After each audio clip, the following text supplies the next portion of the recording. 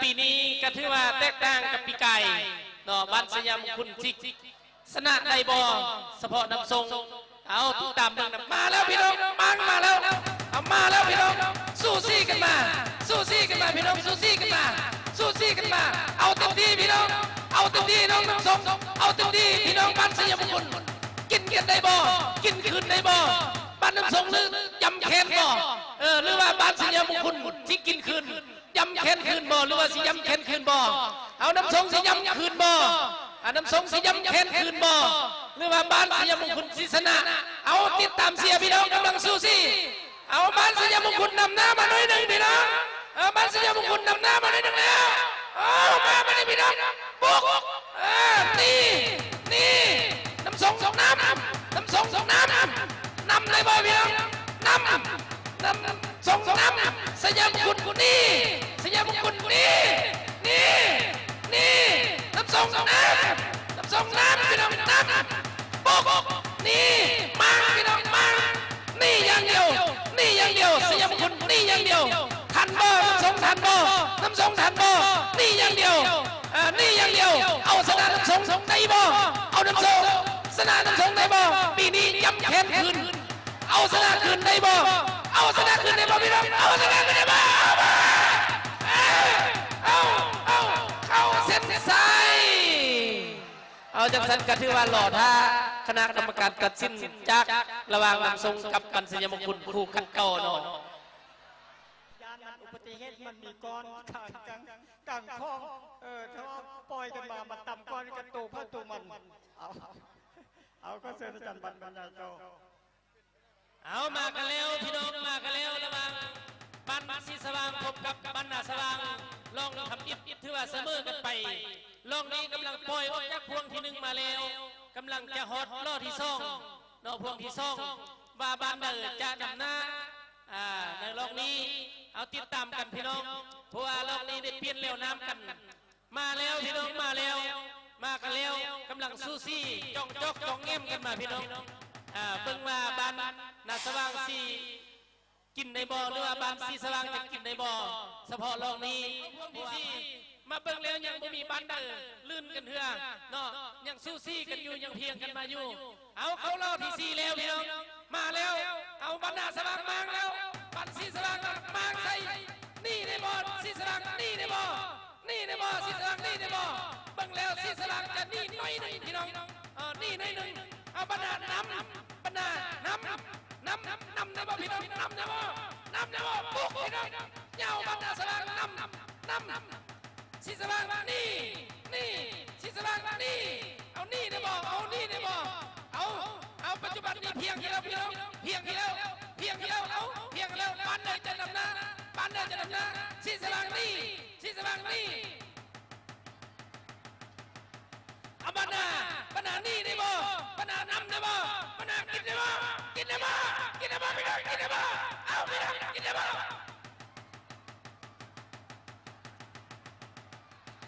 เอาพี่น้องกินในบ่อมากินมันสิเจ้าในบ่อ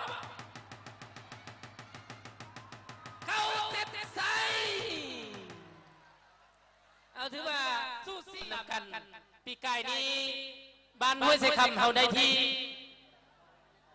เก่าปีนี้จะได้ที่ยังเนาะมาติดตามกันเพราะว่าเหือห้วยไซคำเขาลองนี้เป็นลองทำอิฐมาติดตามกันเอามาเบิ่งกันพี่น้องกำลังจะเข้าพวงที่3แล้วยังสู้ซี่กันอยู่กินกันบ่ทันลงพี่น้องมาเบิ่งว่าบ้านเดินจะนำหน้าก่อนในปัจจุบันนี้กำลังจะเข้าพวงที่3เอาติดตามชมติดตามเชียร์นำกันเนาะเอาเบิ่งนำกันพี่น้องเนาะเอาเบิ่งนำกันระหว่างห้วยไซคำอยู่ฝั่งลายเทพที่เจริญอยู่ฝั่งเวียงจันทร์เนาะเอาถือว่าเป็นรองทมิตรของบ้านห้วยไซคำของเราในปัจจุบันนี้ก็ถือว่าสู้ซี่กันทางไทยเอาเริ่มเข้าพวงสุดท้ายกันแล้วเข้าพวงสุดท้ายในครึ่งพวงเอามากันแล้วเนาะเอาเทพที่เจริญไปก่อนแล้วห้วยไซคำนำบ่ทันพี่น้องนำบ่ทันเอาเข้าเส้นชัยเอาจากสันกาบาลอดท่า บิ่งการตัดสินของคณะกรรมการหากว่าบ่มีการผิดพลาดเนาะก็ถือว่าคือพวกเขาเห็นนำกันเอาจากท่านกับพบกับอาจารย์โดกกับรองที่7เนาะระหว่างห้วยเลน้อยพบกับบ้านแกงเศร้าบ้านแกงเศร้าอยู่ฝั่งเวียงจันทน์ห้วยเลน้อยอยู่ฝั่งปักหลายปัจจุบันนี้กำลังปล่อยออกมาแล้วเนาะปล่อยออกมาแล้วเอากินกันได้บ่ปีกายนี้ถือว่าได้สู้กันเนาะได้สู้กันกับแสดงว่าห้วยเลน้อยเป็นฝ่ายชนะเนาะปีกายนี้ปีนี้แกงเศร้าศิลังกาได้บ่เนาะให้ติดตามชมติดตามเสียปัจจุบันนี้เหงื่อซ่องลำได้ปล่อยออกมาแล้วกำลังสู้ซี่กันมาไก่พวงที่1มาแล้วพี่น้องไก่พวงที่1มาแล้วกำลังสู้ซี่กันมาห้วยเลน้อยอยู่เนาะกำลังสู้ซี่ปอไล่น้อยเดียวคาซอกคาแค้นพี่น้องเนาะว่าบ้านเดอร์ซีเขาเส้นใส่ก่อนกันเบิ่งนำกันพี่น้องอันนี้ก็ถือว่าเป็นคู่เอกอันหนึ่งเนาะคู่เอกในรายการเอาเบิ่งนำกันพี่น้องมาแล้วจะเข้าพวงที่4ยังสู้ซี่กันอยู่ว่าบ้านเดอร์จะชนะเอามาแล้วพี่น้องเอาเสียบ้านแกงเศร้าอยู่บ่อนี่บ่โหเด้บ้านห้วยเลน้อยเสียเอาเคาะใส่กันแล้วพี่น้องกำลังเคาะใส่กันม้างใส่กันพี่น้องมาแล้วเอามาพี่น้องยังสู้ซี่หรือว่าสิเสมอกันมาเนาะเบิ่งนำกันพี่น้องมากันแล้วนี่เด้อบ่แกงเศร้านี่เด้อบ่แกงเศร้านำนะนี่เด้อบ่ห้วยเลน้อยนำห้วยเลน้อยนำแกงเศร้านี่แกงเศร้านี่เข้าพวงสุดท้ายนี่เด้อบ่แกงเศร้านี่เด้อบ่ห้วยเลน้อยนำขึ้นมาห้วยเลน้อยนำขึ้นมาห้วยเลน้อยนำขึ้นมาห้วยเลน้อยนำขึ้นมาแกงเศร้านี่แกงเศร้านี่พี่น้องแกงเศร้านี่ห้วยเลน้อยนำทันบ่มังซะแล้วห้วยเลน้อยมังซะแล้วทันบ่เอาแกงเศร้านี่ห้วยเลน้อยนำทันบ่ห้วยเลน้อยนำทันบ่ห้วยเลน้อยนำทันบ่ห้วยเลน้อยนำทันบ่เข้าเส้นชัยอันนี้ก็เป็นคู่หนึ่งคู่เอกในรายการในมื้อนี้พี่น้องพวงแล้วเอากำลังสู้ซี่กันมาแล้วมาเบิ่งว่าบ้านเดอจะนำหน้าก่อนเนาะบ้านเดอจะนำหน้าก่อนเขามาเบิ่งกันบ้านเสียงไหลนี่ก็ถือว่าเป็นรองทำอิฐของมื้อนี้เนาะรองทำอิฐแต่ว่านาสว่างเป็นรองที่3เนาะเสียงไหลนี่อยู่ฝั่งปักไหลนาสว่างอยู่ฝั่งเวียงจันทน์มาเบิ่งว่าบ้านเดอจะนำหน้าก่อนเอาเสียงไหลนำหน้ามาแล้วเนาะอันนี้เป็นเรือประเภททรายบอกคือเมื่อวานนี้เป็นเรือประเภทวิ่งเอานำหน้ามาแล้วเสียงไหลนำหน้ามาแล้วนำในบ่บ้านนาสว่างนำในบ่นำเสียงไหลในบ่เนาะเอาเสียงไหลสินี่ในตลอดบ่เอามาเบิ่งกันพี่น้องเขาพวงที่4กำลังสู้ซี่กันกินกันบ่ไล่นาสว่างนำในบ่นำนาสว่างนำนาสว่างนำเสียงไหลนี่เสียงไหลนี่เสียงไหลนี่ในบ่นำนะบ่นาสว่างนำนะบ่เข้าพวงสุดท้ายนำนะบ่เสียงไหลนี่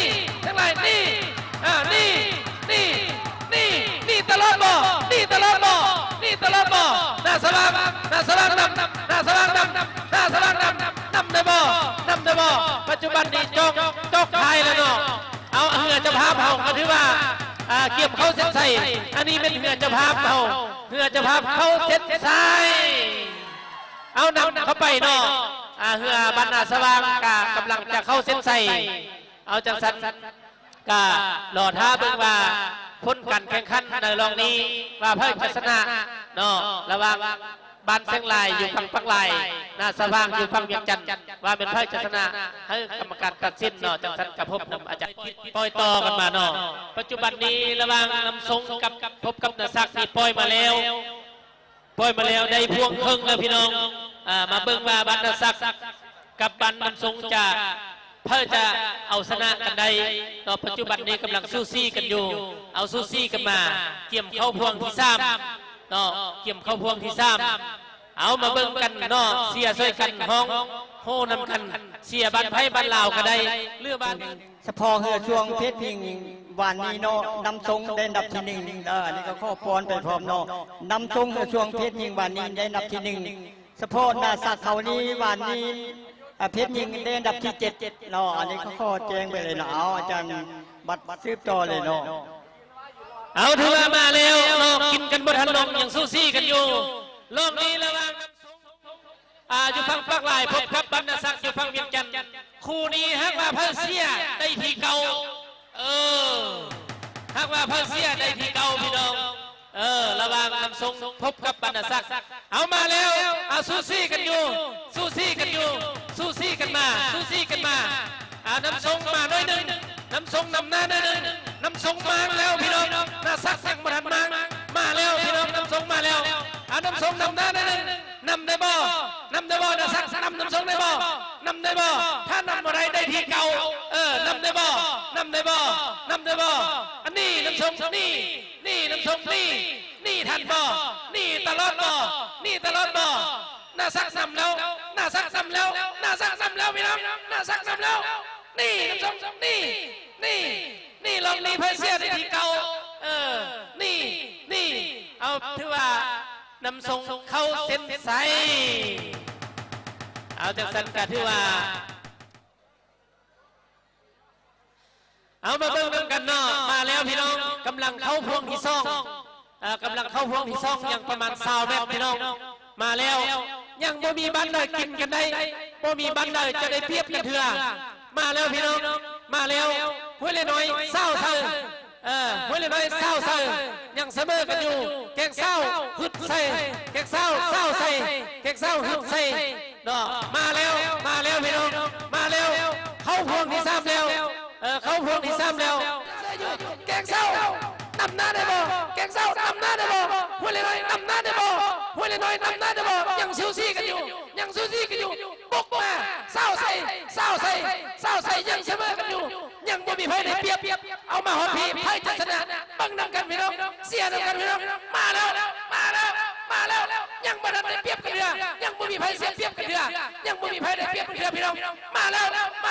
ห้วยเลน้อยแมนมาแล้วนึงห้วยเลน้อยแมนมาแล้วนึงมาแล้วนี่ห้วยเลน้อยนี่แกงเศร้านำแกงเศร้านำแกงเศร้านำยังกินกันบ่ครับกินกันบ่ทันใดห้วยเลน้อยแมนมาแล้วนึงแกงเศร้านำแกงเศร้านำห้วยเลน้อยนี่ได้บ่ห้วยเลน้อยนี่ได้บ่ห้วยเลน้อยนี่ได้บ่แกงเศร้านำแกงเศร้านำได้บ่แกงเศร้านำได้บ่ห้วยเลน้อยนี่ห้วยเลน้อยนี่ห้วยเลน้อยนี่แกงเศร้านำเข้าเส้นใสเอาก็ถือว่าพักไปเนาะระวังแกงเศร้าอยู่ฝั่งไหลห้วยเลน้อยอยู่ฝั่งอยู่เนาะอันนี้ให้เอาจะช่วยนำกันเด้อว่าบ้านเด้อจะได้ที่เก่าเอามาเบิ่งมาชมนำกันในปัจจุบันนี้ออกสู่พวงปล่อยเป็นทีพลอยกำลังรอท่าคณะกรรมการจะปล่อยเนาะเพื่อความพร้อมของนักกีฬาพร้อมประทันลงยังเศร้าใส่กันอยู่ยังบ่พันมีผู้มังใส่กันเถื่อยังเศร้ายาวๆใส่กันอยู่พี่น้องเฮ็ดได้เหือจะนำหน้าเฮ็ดเต็มที่เอามากันแล้วเข้าพวงที่3แล้วเข้าพวงที่3แล้วพี่น้องเข้าพวงที่3ทีพลอยมาแล้วเด้อศิษย์ชมพูมาแล้วเด้อบ้านนาสว่างมาแล้วเด้อสว่างนำหน้าหน่อยนึงแล้วบ้านนาสว่างอยู่ฝั่งเวียงจันทร์นำหน้าหน่อยนึงแล้วบ้านศิษย์ชมพูอยู่ฝั่งไล่ได้บ่พี่น้องไล่ได้บ่บ้านศิษย์ชมพูนำได้บ่ไล่ได้บ่นี่ได้บ่บ้านนาสว่างนี่ได้บ่ปัจจุบันนี้ได้ครึ่งลำแล้วบ้านนาได้ครึ่งลำแล้วกินได้บ่ศิษย์นำได้บ่บ้านนานี่ได้บ่บ้านนานี่ได้บ่เจ้าใส่บ้านศิษย์ชมพูมาแล้วบ้านศิษย์ชมพูมาแล้วนำมาหน่อยนึงแล้วบ้านนาสว่างนี่ได้บ่นี่บ้าน รณาสว่างนี่สิทธบูนำสิทธบูนำขึ้นแล้วขึ้นแล้วเพื่อสิทธขึ้นแล้วเพื่อสิทธขึ้นแล้วขึ้นทันบ่นำทันบ่นี่บรรณานี่บรรณานี่ทันบ่นี่ทันบ่นี่นำศีรษะที่ใดที่เก่าบ่ศีรษะที่เราที่เก่าบ่ศีรษะที่ใดที่เก่าบ่เข้าเส้นใสเอากระดูก ประทานโทษบ่มีเวลาให้กินข้าวว่าดอกเอาตามฝ่ายตามกลุ่มตนเองเด้อแต่ว่าเหือช่วงก็บรรดาแค่ผู้มีเกียรติก็ให้กลุ่มตนเองบ่มีเวลานอกกินข้าวเนาะผ่านมาแต่ละปีเฮามีเวลาตั้งนอกกินข้าวว่าซั่นเนาะแต่ว่าปีนี้บ่มีเนาะเพราะจะกินจังหวะได้อยู่ทานได้ก็สุดแล้วแต่โตเพื่อตัวมันเนาะอันนี้เสนอให้พี่น้องแค่คำพูดเลยเนาะเอาคณะนี้มาแล้วเนาะอาจารย์บัตรมาแล้วระวังครูบริษัทซีเจริญอยู่ฟังลายพบกับสยามคุณฟังเวียงจันทร์พบกับอาจารย์บัตรเป็นผู้บรรยายในรอบนี้เชิญเลย บริษัทซีเจริญขุดเลิกต่อขุดเลิกสินำหน้าได้บ่บ้านสยามคุณกับโบน้อยนะขุดเลิกคือกันขุดเลิกคือกันมาแล้วยังบ่ทันมางได้กันเถื่อ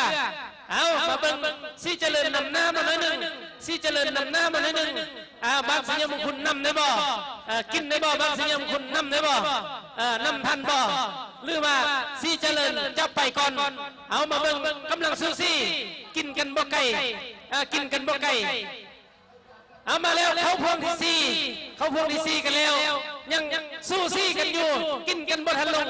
พี่น้องเอาซีเจริญอยู่ฟังไหลซีเจริญอยู่ฟังไหล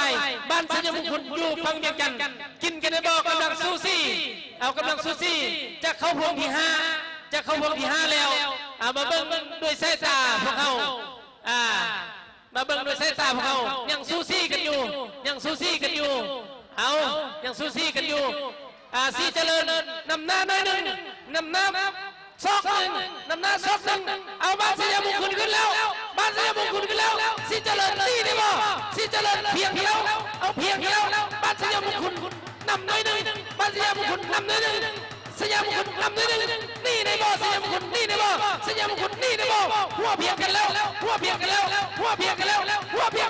ซีเจริญบ้านสยามคุณซีเจริญบ้านสยามคุณซีเจริญบ้านสยามคุณซีเจริญบ้านสยามคุณซีเจริญบ้านสยามคุณเข้าเส้นชัยเอาหล่อท่าเพิ่นกันตัดสินจากคณะกรรมการเหือช่วงรองที่11ผ่านไปวางยานี้ระหว่างบริษัทซีเจริญอยู่ฝั่งภาคลายพบกับบ้านสยามคุณอยู่ฝั่งเวียงจันทร์ผลปรากฏของการตัดสินจากคณะกรรมการบอกว่าเหือช่วงบริษัทซีเจริญฝั่งภาคลายเป็นฝ่ายชนะด้วยใจคำเวียงจันทร์พบกับอาจารย์บรรยายต่อเอามาแล้วเนาะที่ว่าเหือซ่องลำนี้เสียมาผู้ละหนึ่งลองเนาะฮักว่าลองนี้มีไฟใดไฟหนึ่งเสีย